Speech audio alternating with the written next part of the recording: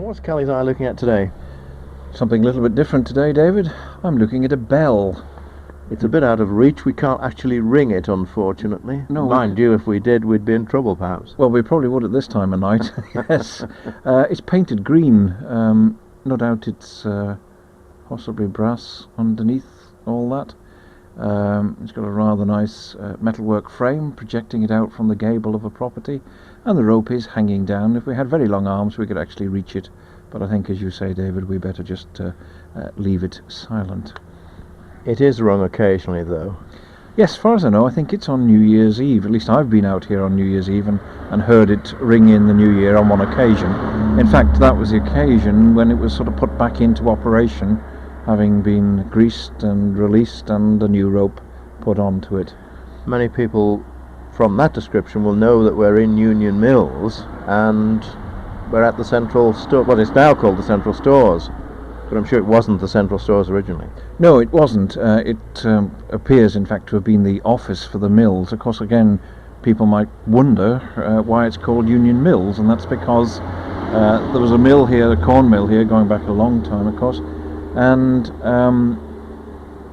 just before the turn into the 19th century, in fact, a gentleman, I believe by the name of Kelly, decided, having bought the mill, to build another mill alongside, and you ended up with both a woolen mill and a corn mill here, and it was the union of the two, if you like, which gave the name Union Mills to the district. The mill grew, and there were a few fires and rebuilds, and it was quite a substantial set of buildings here, which many people remember. They've only been demolished about 30 years now. Yes. Sounds a long time, or does it? They were across the road, and of course they projected out into what is now the road, and the little bit of wall that's left, of course, was the rear wall, not the front wall of the buildings. But this was the office to the mill. It was quite a complex, and of course employed practically everyone living in the neighbourhood, and they came a little bit further to come here to work. And the bell was on the side, primarily, I suppose, the equivalent of a factory hooter, in so much that they rang it for the shifts. Called the men to work. Called the men to work, and then at the lunch break, and so on. And of course, there are other features around here. There's actually a stone across the road, carved sandstone, to say this was the site of the old mill.